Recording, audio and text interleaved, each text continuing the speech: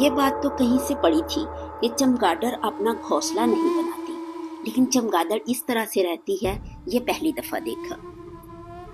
ناظرین، کیا آپ یقین کریں گے کہ یہ جو درختوں پر لٹکے ہوئے گھونسلے آپ کو نظر آ رہے ہیں، یہ دراصل گھونسلے نہیں ہیں، بلکہ یہ الٹی لٹکی ہوئی چمگادڑیں ہیں۔ جی ہاں، بالکل، باغ جناح کی پہاڑیوں پر لگے ہوئے یہ اونچے درخت بظاہر دیکھنے سے لگتا ہے کہ یہ پرندوں کے گھونسلے ہیں، اور مجھے بھی بالکل یقین نہیں آیا جب میری دوست نے بتایا کہ یہ چمگادڑیں ہیں۔ پھر میں نے بہت غور سے اپنی آنکھوں سے مشاہدہ کیا اور کیمرے میں ریکارڈ کرنے کی کوشش بھی کی کہ یہ چمگادڑیں اڑتی ہوئی آتی ہیں اور درخت کی ٹہنیوں کے ساتھ الٹا لٹک جاتی ہیں، اور بالکل یوں لگتا ہے کہ جیسے یہ بے کا گھونسلہ ہو۔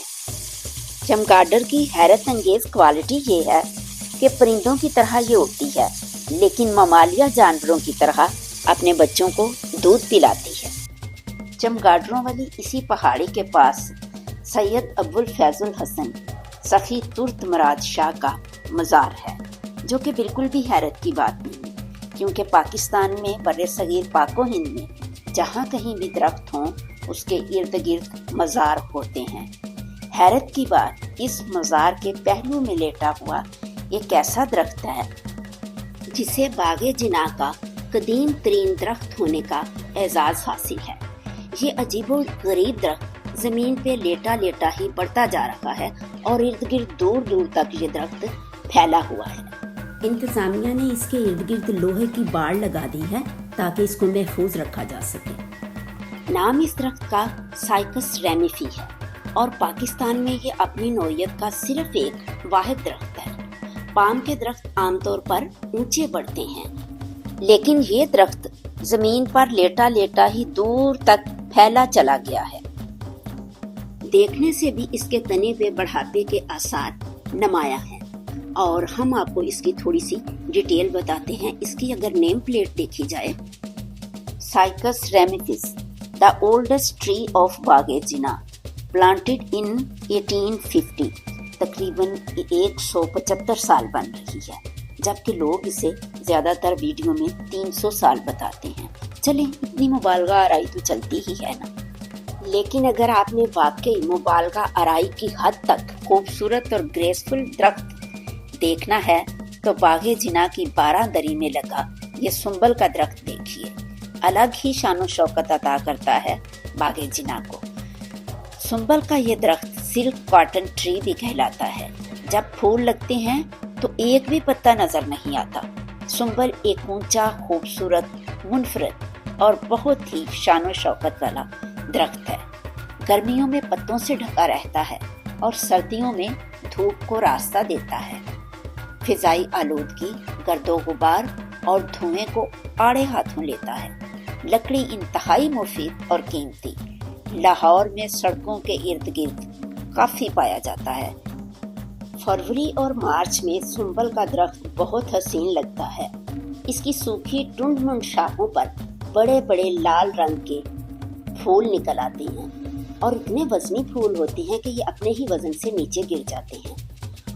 درخت کے نیچے گول دائرے میں یہ پھول بکھرے رہتے ہیں، اور ان کے اوپر شہد کی مکھیاں اور پرندے خوب دعوتیں اڑاتے ہیں، کیونکہ اس کے اندر مٹیریل کافی زیادہ ہوتا ہے جو کہ دور دور سے پرندوں کو اٹریکٹ کرتا ہے۔ پکے ہوئے پھل میں روئی کے نرم و ملائم ریشے پیدا ہوتے ہیں، اس وجہ سے اسے کاٹن سیڈ کہا جاتا ہے، اور شاید انہی نرم و ملائم ریشوں کی وجہ سے اردو شاعری میں سنبل کو محبوب کی زلفوں سے تشبیہ دی جاتی ہے۔ تیری زلفوں نے بال کھایا تو ہوتا، ذرا سنبل کو لہرایا تو ہوتا۔ اور اب ہمارے سامنے ہے باغ جناح کا چوتھا عجوبہ، جس کا نام ہی کافی ہے، devil tree. Think the devil and devil is there, Alstonia scholaris. اسے اسکالر ٹری بھی بولتے ہیں اور ملک ٹری بھی بولتے ہیں۔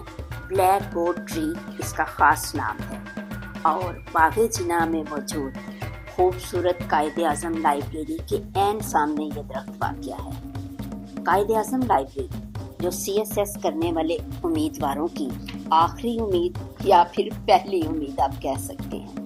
لائبریری کی سفید عمارت गोया बागे जिना का ताज महल है और इर्द गिर्द इंतहाई खूबसूरत लैंडस्केपिंग की गई है। हर मौसम में यहाँ नए नए फूल अपनी बहार दिखा रहे होते हैं और इसके ऐन सामने गेट के लाइब्रेरी के दरवाजे के ऐन सामने एलिस्टोनिया स्कॉलर्स का ये खूबसूरत मजबूत कद्दावर दरख्त है। मैं एक अच्छी फोटोग्राफर तो नहीं, लेकिन फिर भी इस खूबसूरत दरख्त का मुकम्मल स्पैन लेने के लिए काफ़ी दूर जाके मैंने इसकी पिक्चर लेने की कोशिश की। आप इसका फैलाव देखें, इसकी खूबसूरती देखें। इसी तरह से इसके ट्री ट्रंक को, इसके तने को मैंने पूरा खून के कवर करने की कोशिश की। लोगों ने इसके अंदर अपनी चीज़ें छुपाई हुई हैं। यहाँ पे आपको ग्लास नज़र आएगा, पानी पीने वाले ग्लास छुपाए हुए हैं लोगों ने इसके अंदर। इस दरख्त को स्कॉलर ट्री इसलिए बोला जाता है कि इसकी लकड़ी से मियाँ मीर में और एशिया की बहुत सारी यूनिवर्सिटीज़ में इस लकड़ी से ब्लैक बोर्ड्स बनाए जाते थे और ख़ास स्ट्रक्चर की वजह से इसकी लकड़ी पेंसिल बनाने के काम आती है और ताबूत बनाने के काम आती है। और पांचवा अजूबा, ये खाली तनों वाले खोखले दरख्त जो गुजरते वक्त की मेहरबानियों और गुजरते लोगों की कारस्तानियों की वजह से ये शक्ल इख्तियार कर गए हैं। ये खूबसूरत मुनफरद पौधे अमलतास के दरख्त हैं।